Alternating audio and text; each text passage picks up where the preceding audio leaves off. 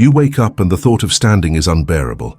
Not because your legs are weak or your body aches, but because something deeper has given out. The alarm rings and you feel it in your chest, this heavy, sinking sensation that has nothing to do with how many hours you slept. You lie there, and what floods through you is not laziness or depression exactly, though you have wondered about both. It is something more primal, more honest. Your entire being is saying no. No to the emails, no to the conversations, no to the choices and decisions and performances that being awake demands. You just want to lie down. Not to sleep necessarily, though sometimes that too, but to lie down and have nothing be required of you. To exist without having to become anything, do anything, prove anything. And what frightens you most is not the tiredness itself, but how long you have felt this way. Months, maybe years of waking up already depleted, of moving through your days while some essential part of you grows dimmer, more distant, more exhausted by the mere fact of existing in this world. You have tried everything, or at least it feels that way. More sleep, less sleep, better food, exercise, meditation, therapy, supplements, routines, breaks, vacations. And still this bone-deep weariness persists, this sense that the world is asking something of you that you simply cannot give anymore. And the worst part is the guilt, the shame of feeling this way when you know others have it harder, when you tell yourself you should be grateful, should push through, should find the energy somewhere. But you cannot manufacture what is not there. You cannot will yourself into aliveness when something fundamental has been drained from you. And what I want you to understand, what I need you to see is that this exhaustion you are experiencing is not a personal failure or a character flaw or even a medical condition that needs fixing, though it may have elements of all these things. What you are experiencing is something the world does not have language for, something our culture refuses to acknowledge, because to do so would require examining how we live, what we demand of each other, what we have come to accept as normal. Your soul is exhausted, not your body, though the body carries the weight, not your mind, though the mind is certainly tired too. Your soul, that part of you that knows what is real and what is performance, what is nourishing and what is depleting, what is life and what is the slow death we call productivity. Your soul has been asked to do something it was never meant to do, and it is collapsing under the weight of it.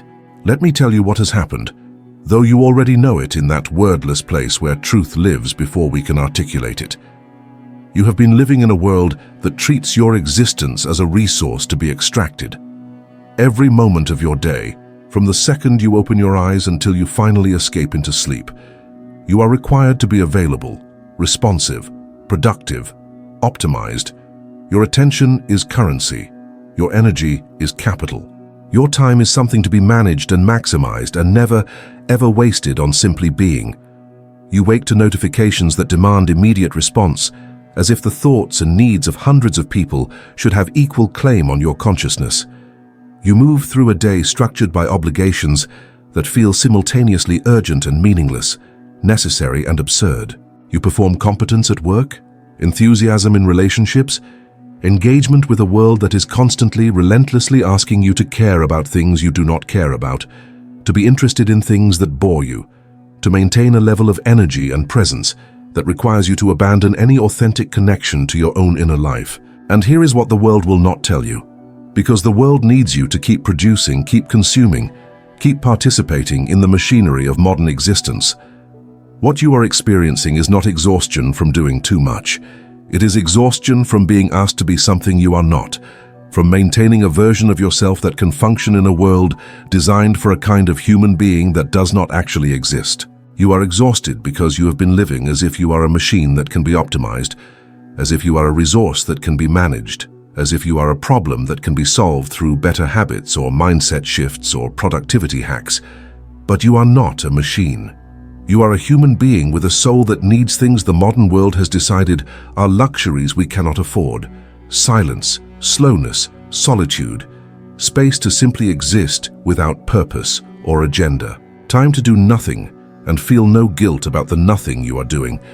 What Hannah Arendt understood, what she articulated so clearly in her examination of the human condition, is that we have created a world that mistakes activity for aliveness, that confuses being busy with being engaged, that treats contemplation as laziness and rest as failure. We live in what she called the vita activa, the active life. And we have elevated action to such an extent that we have lost touch with the vita contemplativa, the contemplative life, the part of human existence that simply thinks and reflects and exists without producing anything. And more than this, we have degraded even the vita activa itself. The actions we perform are no longer connected to anything meaningful, no longer create anything lasting, no longer contribute to a world we recognize as our own. We act, but our actions disappear into processes that are so vast, so automated, so alienated from any tangible outcome that we cannot see the fruits of our labor, cannot trace the connection between what we do and what emerges in the world. We work, but we do not create. We produce, but we do not build. We are busy, relentlessly busy. But at the end of the day, at the end of the year, at the end of our lives, what do we have to show for all this exhausting activity? And your soul knows this. Your soul knows that you have been spending your life, your one precious life, on things that do not matter, that will not last, that contribute to nothing you can point to and say, "This, I made this. This is my mark on the world." And this knowledge, carried silently in the body because we do not have the courage to speak it aloud, this knowledge exhausts you more than any amount of physical labor ever could. If this is resonating with something you have been feeling, something you have not been able to name, consider subscribing. I explore these territories every week, and I would be honored to have you along for the journey. The exhaustion you feel when you want only to lie down is not personal weakness. It is a sane response to an insane situation. It is your soul refusing to participate any longer in a charade it can no longer sustain. And what we must understand, what Arendt helps us see, is that this exhaustion has a specific cause, a specific structure. And that structure is the modern world's treatment of human life as raw material for economic and social processes that have no regard for the actual experience of being human. You are exhausted because you have been colonized. Your time has been colonized by demands that never end, that multiply the more efficiently you respond to them. Your attention has been colonized by technologies designed to fragment and capture and monetize every spare moment of consciousness. Your relationships have been colonized by the logic of networking, of personal branding, of maintaining a curated public self that bears little resemblance to who you actually are. Your very sense of self-worth has been colonized by metrics of productivity and achievement that have nothing to do with the qualities that make a life meaningful. And what happens when everything is colonized, when there is no territory left that is yours alone, when even your inner life is treated as something that should be optimized and improved and made more efficient? What happens is exactly what you are experiencing: collapse, shutdown, the soul withdrawing into itself because there is nowhere else left to go. Let me offer you a different way of understanding what is happening when you want to lie down and stay down. This is not laziness. This is not depression, though depression may accompany it. This is not even burnout in the conventional sense, though the symptoms overlap. What you are experiencing is a form of spiritual exhaustion that comes from living in profound misalignment with your own nature, from being asked to violate your own humanity so consistently and so completely that your soul has finally said enough. The desire to lie down is your soul's attempt to stop you from continuing to harm yourself, to force you into a pause you would never choose voluntarily, to create a crisis that might finally make you examine how you are living. It is not a symptom to be overcome. It is a message to be received. And the message is this: the life you are living is not your life. It is a life that has been handed to you by a culture that needs you to be a certain kind of person, productive and agreeable and available and endlessly capable of absorbing more responsibility, more information, more demands on your time and energy and attention. And you have been trying to be that person because you believed you had no choice, because everyone around you seems to be managing it, because the alternative, admitting that you cannot do what everyone else appears to be doing, feels like failure. But what if the failure is not yours? What if the failure belongs to a world that has forgotten what human beings actually are, what we actually need, how we actually thrive? What if your exhaustion is the healthiest, sanest thing about you, the part of you that has not yet been broken by the machinery of modern life? I know many of you have never spoken about this to anyone. You have been carrying it alone, maybe for years, believing that something is fundamentally wrong with you because you cannot keep up, because you do not want what you are supposed to want, because the thought of one more day of performing this version of yourself feels unbearable. But here is what I want you to understand. The moment you name this, the moment you acknowledge it out loud, even just in a comment below, something shifts. You stop being alone with it. So let me ask you directly, how long have you been feeling this way? When did you first notice that you were living on empty, that there was nothing left inside you to give? I want you to share in the comments, not because I need engagement, but because someone else watching this needs to see your words. They need to know they are not the only one. And if you cannot find the words right now, if it feels too heavy to articulate, just type this: I have been here too. That is it. Just those 4 words, because when you do, you create permission for dozens of others to say it too. Your honesty, your willingness to be seen in your struggle, it helps break the silence that keeps all of us isolated. So comment below. Tell me where you are in this. I read every single one, and I promise you, you are not alone in what you are feeling. Now let us look more carefully at what this exhaustion actually is, because understanding it changes everything. The tiredness you feel is not a lack of energy in the simple sense. You are not a battery that has run down and needs recharging. If that were true, rest would fix it, sleep would restore you, a vacation would reset your system. But you have tried these things, and they do not work. Or they work only briefly before the exhaustion returns, sometimes even deeper than before. This is because what is depleted is not your energy, but your capacity to pretend. Your capacity to perform interest in things that bore you. Your capacity to maintain enthusiasm for goals you do not actually care about. Your capacity to show up as the version of yourself that is acceptable, likable, successful, together.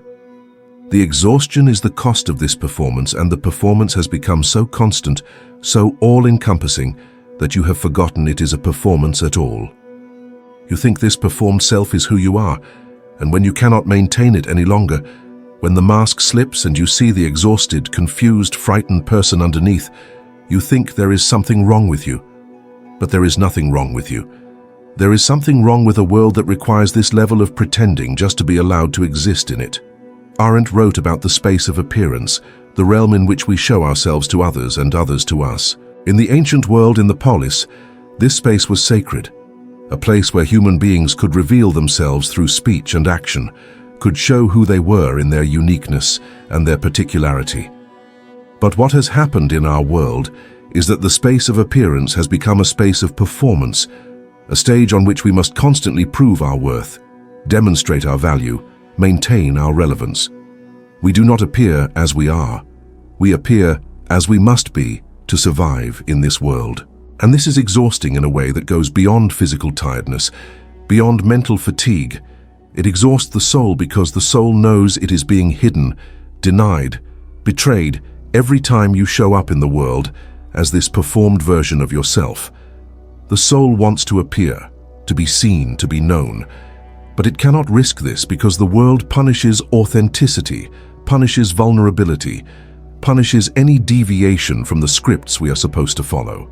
And so the soul withdraws, grows quiet, grows tired of being ignored and suppressed and asked to remain silent while you perform the part that keeps you safe, keeps you employed, keeps you acceptable to others. And eventually the soul exhausts itself, trying to get your attention, trying to make you stop, trying to force you to acknowledge that this is not living, this is not aliveness, this is slow death, dressed up as productivity. What you must understand is that the world has trained you to interpret your soul's exhaustion as a problem with you. You are not managing your time well enough. You are not setting boundaries. You are not practicing enough self-care. You are not resilient enough, not positive enough, not strong enough. And so you try to fix yourself, try to become better at tolerating the intolerable, try to develop the capacity to thrive in conditions that are destroying you. This is what the self-help industry sells, what the wellness culture promotes, what every productivity guru and life coach and motivational speaker is telling you. The world is fine. You just need to adjust yourself to it. Get better at dealing with stress, develop more grit, practice more gratitude. And there is some truth in these things, some value in learning to navigate difficulty with skill and awareness. But what is left unsaid, what is carefully avoided, is the question of whether the stress you are experiencing is necessary, whether the life you are living is one that any human being should have to adapt to, whether the exhaustion you feel is a sign that something is wrong with you, or a sign that something is profoundly wrong with how we have organized our collective existence. Here is what I have come to understand after years of examining this question, after watching person after person arrive at this same breaking point. The exhaustion you feel is not caused by doing too much, though you are certainly doing too much. It is caused by doing things that do not matter while neglecting the things that do. It is caused by spending your life on activities that serve no purpose you believe in, that create no value you recognize, that contribute to no world you want to live in. You are exhausted because you are living in constant conflict with your own values, your own needs, your own sense of what a meaningful life would look like. And this conflict, this dissonance between how you are living and how you know in your bones you should be living, this is what drains you more than any amount of work ever could. You can work hard, incredibly hard, and feel energized if the work matters to you, if it connects to something you care about, if you can see its purpose and its impact. But you cannot sustain effort, even small effort, toward things that feel meaningless, toward goals imposed from outside, toward a vision of success that is not your own. And our world is structured to demand exactly this kind of effort, to extract it from you daily, to make your survival dependent on your willingness to sacrifice your own sense of meaning for the sake of participating in processes you do not believe in. The modern world runs on a kind of collective exhaustion, a shared understanding that we are all too tired, but that this is just how life is. This is the price of being an adult, of being responsible, of being successful. We commiserate about our tiredness. We joke about needing coffee to function. We wear our busyness as a badge of honor, while secretly longing for permission to stop, to rest, to withdraw. And what maintains this system, what keeps it functioning despite its obvious costs, is our shared belief that there is no alternative, that this is simply what life requires, that our exhaustion is the natural consequence of living in the modern world. But this is not true. This exhaustion is not natural. It is manufactured. It is the result of specific choices about how to organize society, how to structure work, what to value and what to dismiss. We live in a world that has chosen economic growth over human well-being, that has chosen efficiency over meaning, that has chosen constant activity over the space for reflection and rest and simply being. These are choices, not laws of nature, and they can be different, but first we must stop treating our exhaustion as a personal problem and begin to see it as a social one, a political one, a spiritual one. When you want to lie down and not get up, what you are experiencing is a crisis of meaning disguised as a crisis of energy. You do not have the energy because you cannot find a reason to expend it. You cannot find the reason because the reasons you have been given, the goals you are supposed to care about, the version of success you are supposed to pursue, these do not connect to anything in you that feels true or real or worth the cost.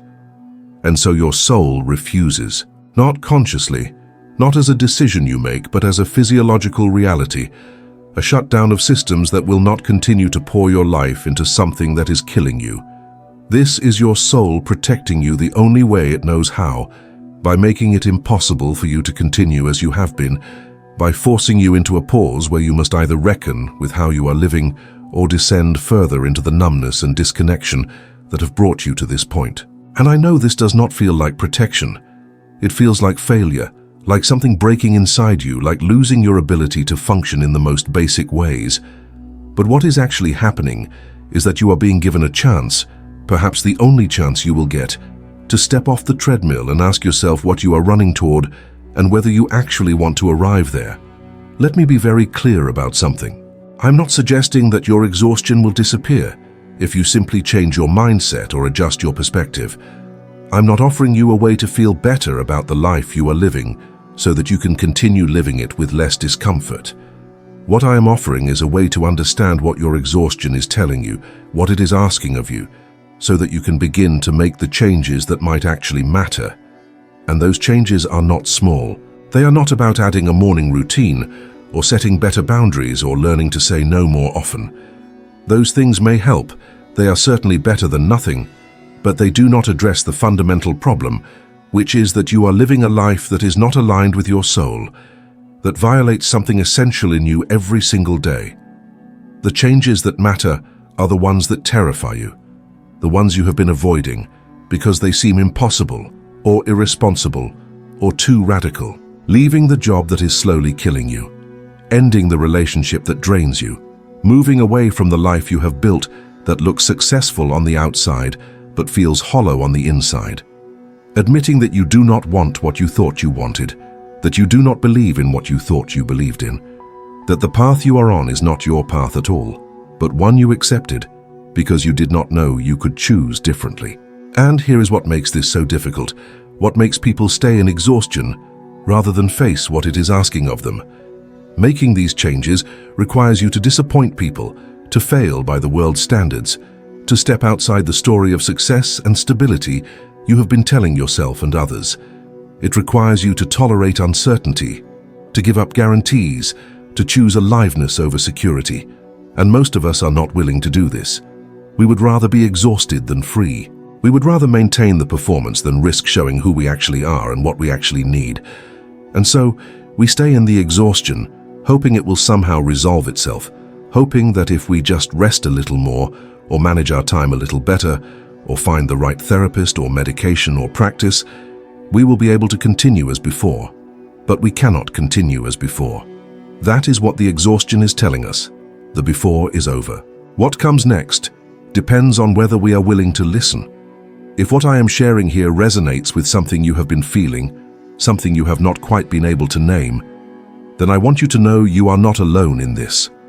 There are many of us exploring these questions, sitting with these uncomfortable truths, learning to see in new ways. I create these videos for people who are ready to go deeper, who are not satisfied with surface answers, who want to understand rather than just feel better temporarily.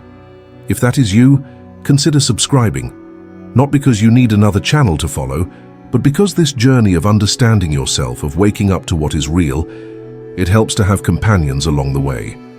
People who will not offer you easy fixes, but will sit with you in the questions. I will be here every week with another exploration, another perspective, another thread to pull on, and I would be honored to have you here as part of this community of seekers and thinkers. So if this feels right, hit that subscribe button. And if you found value in this particular exploration, let me know in the comments what resonated most with you. Your reflections often illuminate things I had not considered. Now let us go deeper into what it means to live in a world that exhausts the soul. Arendt distinguished between labor, work, and action, three fundamental modes of human activity. Labor is what we do to survive, the cyclical, repetitive activities that maintain our biological existence. Work is what we do to create, to build something lasting that will outlive us, to contribute to a shared world. And action is what we do when we reveal ourselves to others, when we initiate something new, when we participate in the human community not as workers or laborers, but as unique individuals with something to contribute to the collective conversation about how we should live. In a healthy society, all three of these have their place, their proper domain, their appropriate measure.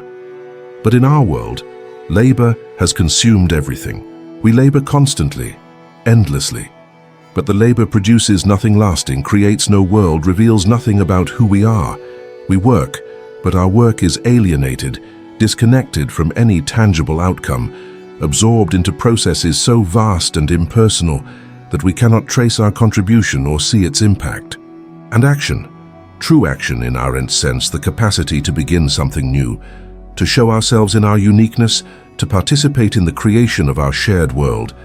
This has become almost impossible because we are too exhausted from labor and alienated work to have anything left for the kind of engagement that would make us feel truly alive. What this means is that you are exhausted, not because you are weak, but because you are human, and humans cannot thrive in conditions that reduce them to laborers and workers without allowing them to be actors, to be initiators, to be participants in creating the world they inhabit. You are exhausted because you spend your days maintaining systems you did not choose, serving purposes you do not believe in, contributing to outcomes you cannot see or care about. And your soul, which knows that you are meant for more than this, that human life is supposed to involve meaning and purpose, and the sense that what you do matters, your soul rebels against this reduction, exhausts itself trying to maintain some connection to what is real and important, while the world demands you focus on what is urgent and profitable.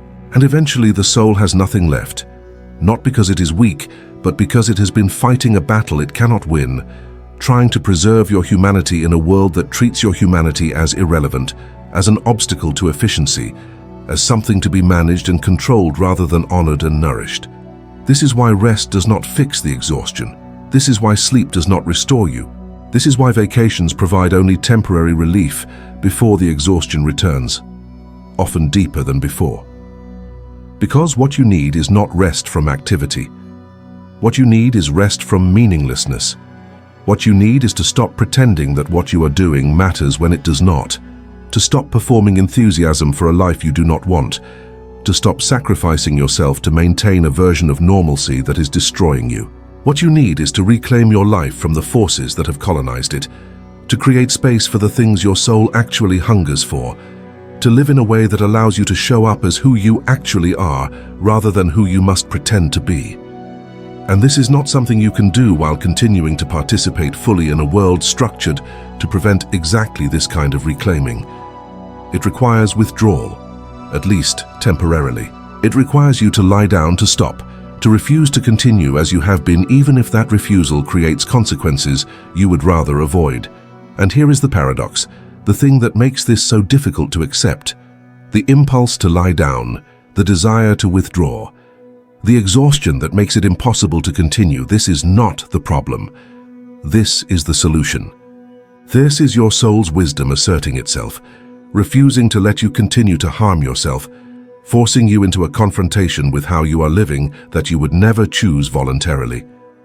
We have been taught to see this exhaustion as weakness, as something to overcome, as a failure of will or resilience or mental health. But what if it is actually strength? What if it is the strongest, sanest, most courageous part of you, saying no to a world that asks too much, that gives too little, that treats your life as raw material for purposes you do not support? What if your exhaustion is your soul protecting its own integrity, refusing to be bent any further into shapes that deny your humanity?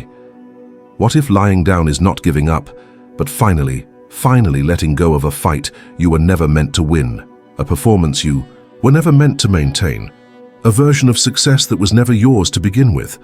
This reframing changes everything. It means that what you are experiencing is not a personal failure, but a spiritual reckoning. It means that the work ahead of you is not about fixing yourself, but about examining your life with absolute honesty and asking what must change, what must be released, what must be chosen differently. It means accepting that you cannot continue as you have been, that something fundamental must shift, that the life you have been living is not sustainable and was never meant to be. And this is terrifying. It is so much easier to believe that the problem is you, that you just need to try harder, to be stronger, to develop more resilience. Because if the problem is you, then the solution is within your control, requires only that you change yourself, adjust yourself, optimize yourself. But if the problem is not you, if the problem is how we live, what we value, what we demand of each other, then the solution requires something much more difficult.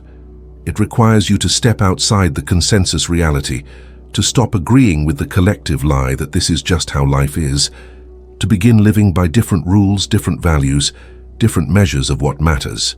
It requires you to become, in Arendt's terms, a conscious pariah, someone who refuses to participate in the systems that are destroying us, who chooses authenticity over acceptance, who is willing to be seen as difficult, unreasonable, impractical, naive, for insisting that life should offer more than endless exhaustion in service of someone else's profit. Let me tell you what I have seen happen when people finally accept what their exhaustion is telling them, when they stop trying to fix themselves and start examining their lives. They begin to make small changes at first, tentative adjustments that test whether a different way of being is possible. They start saying no to things they have always said yes to. They begin to protect time for activities that nourish rather than deplete them. They reduce their commitments, simplify their lives, create space where before there was only constant activity. And sometimes these small changes are enough, not to eliminate the exhaustion, but to make it manageable, to create enough breathing room that the soul can begin to recover, can remember what aliveness feels like. But sometimes the small changes reveal that larger changes are necessary, that the entire structure of their life needs to be reconsidered, that they are in the wrong job, the wrong relationship, the wrong city, the wrong version of themselves. And this is when things become truly difficult, when the cost of change seems unbearable, when staying seems easier than leaving, even though staying is killing them. And I cannot tell you what to do in this situation. No one can. This is a decision only you can make, a reckoning only you can have with yourself. But what I can tell you is that continuing to ignore your soul's exhaustion, continuing to push through, continuing to treat your life as something that can be managed and optimized rather than lived, this will not work. It will break you eventually if it has not already, and the breaking will be messier, more painful, more destructive than the deliberate choice to change before the collapse becomes total. So when you want to lie down, when you cannot get up, when the thought of facing another day feels unbearable, do not fight it. Lie down. Not permanently, not as an escape from life, but as an acknowledgement that something is wrong, that something must change, that you cannot continue as you have been. Lie down and let yourself feel the exhaustion fully. Let yourself acknowledge how tired you are, how long you have been tired, how much it has cost you to maintain the performance. Lie down and ask yourself what your life would look like if you stopped performing, stopped pretending, stopped trying to be who you think you should be, and simply allowed yourself to be who you are. Lie down and grieve the life you thought you would have, the person you thought you would become, the version of success you believed would make you happy. Lie down and feel all of this without trying to fix it, without trying to make it better, without jumping immediately to solutions and plans and strategies for how to get back up and keep going. Because what you need first is not a plan. What you need first is acknowledgement. You need to stop lying to yourself about how you are doing, about how sustainable your life is, about how long you can continue this way. You need to admit that you are not okay, that this is not okay, that what is happening to you is not normal or acceptable, or just part of being an adult in the modern world. And from this admission, from this moment of absolute honesty about where you are and what you are experiencing, something new becomes possible.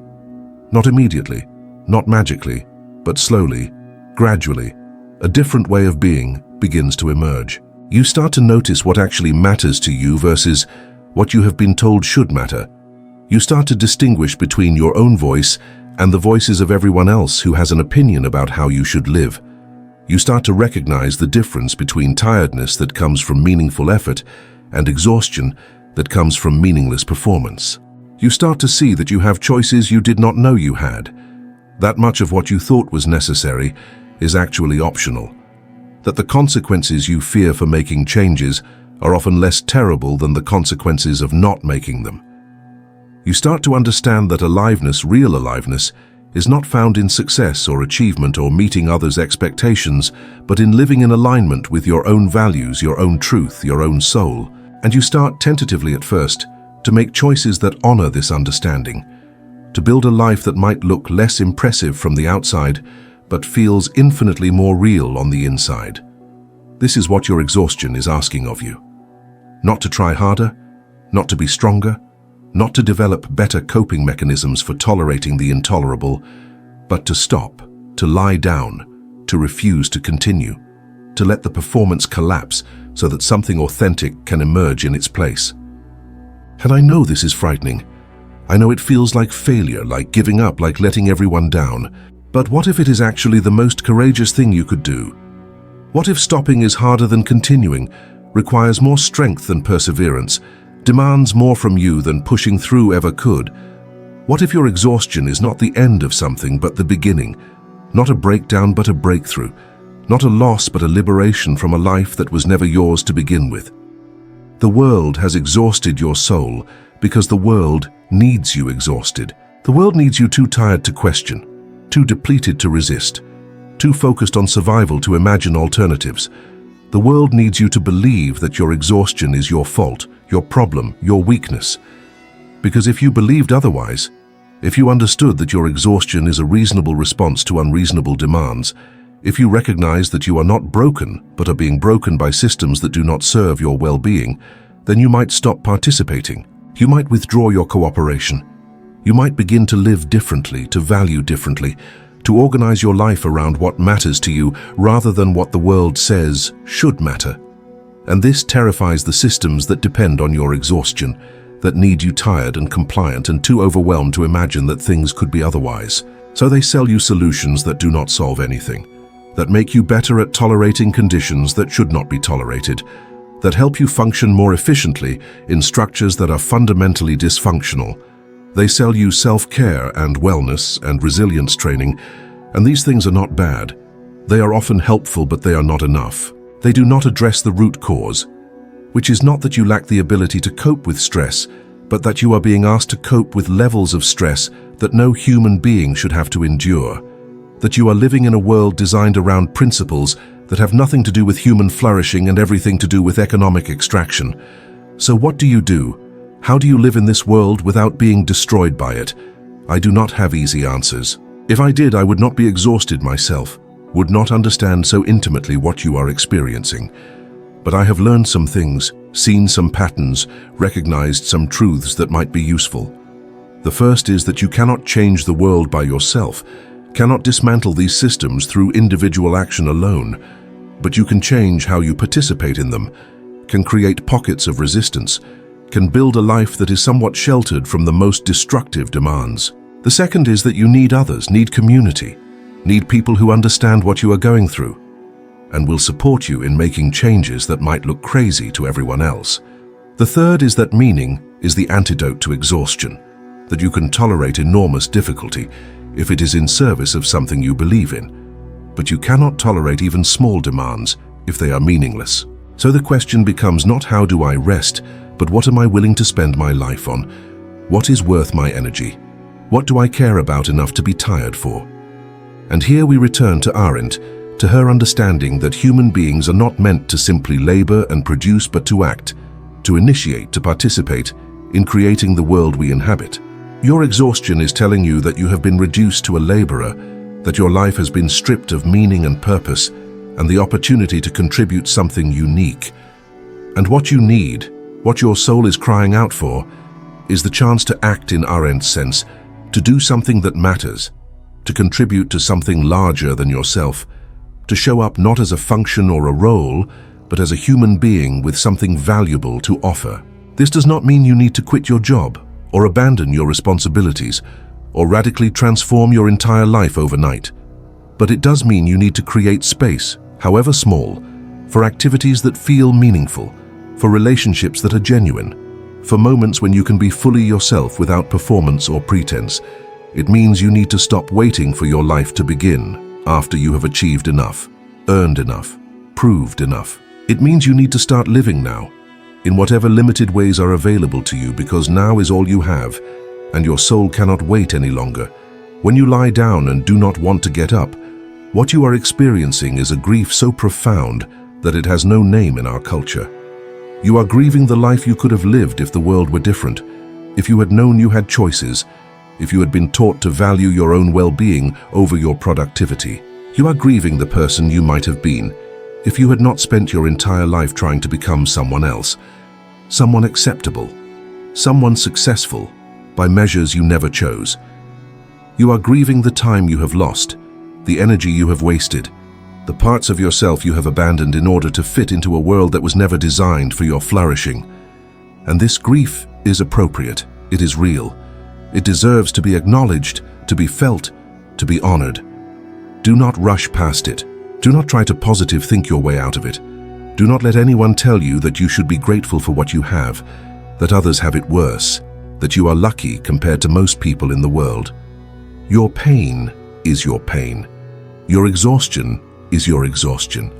And it is telling you something true about how you have been living and what needs to change. But alongside the grief, there is something else, something that becomes visible only when you stop fighting, stop trying to fix yourself, stop insisting that you should be able to continue as you have been. There is a strange kind of relief in finally admitting that you are exhausted, in finally allowing yourself to stop.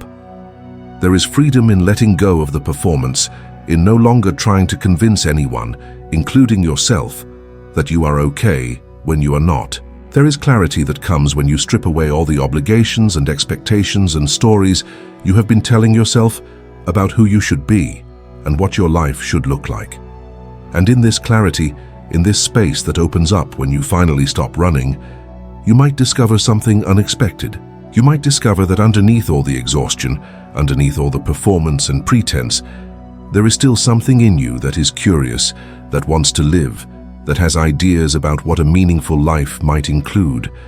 This part of you has been buried, has been silenced, has been waiting for you to slow down enough to hear it. And what it has to say might surprise you. It might tell you things you did not know you knew, might want things you did not realize you wanted, might have dreams you thought you had given up on long ago. So lie down when you need to lie down. Let yourself be exhausted. Stop fighting it. Stop judging it. Stop trying to fix it before you have understood what it is telling you. Your exhaustion is not the enemy. It is the messenger.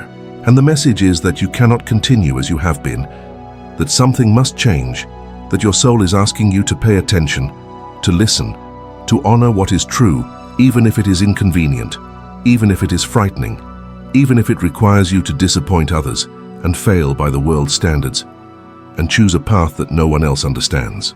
Your exhaustion is asking you to be brave enough to live your own life, not the life you think you should live, but the life you actually want, the life that aligns with who you are rather than who you have been trying to become. And this is the hardest work there is, harder than any job, any achievement, any performance you have maintained. It requires courage you may not know you have. It requires honesty that feels dangerous. It requires you to trust yourself when everything around you is telling you not to. But here is what I know. Here is what I have seen in myself and in others who have made this journey. When you finally stop, when you finally allow yourself to be exhausted, when you finally admit that you cannot do this anymore, something shifts. Not immediately, not completely, but slowly, gradually. The exhaustion begins to transform. It stops being pure depletion and becomes something else, something that contains within it the seeds of renewal.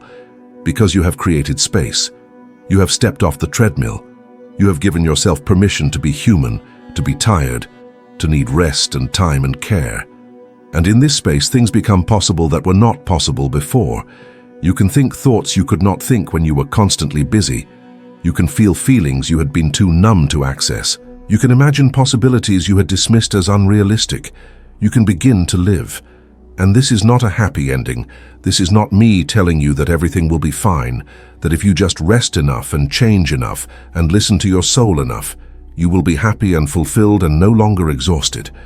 Life is hard. The world is difficult. Exhaustion will return because you are human, and humans get tired, especially when they are living with integrity, when they are refusing to perform, when they are insisting on their own humanity in a world that would prefer you were a machine. But the exhaustion that comes from living authentically is different from the exhaustion that comes from living a lie. One depletes you.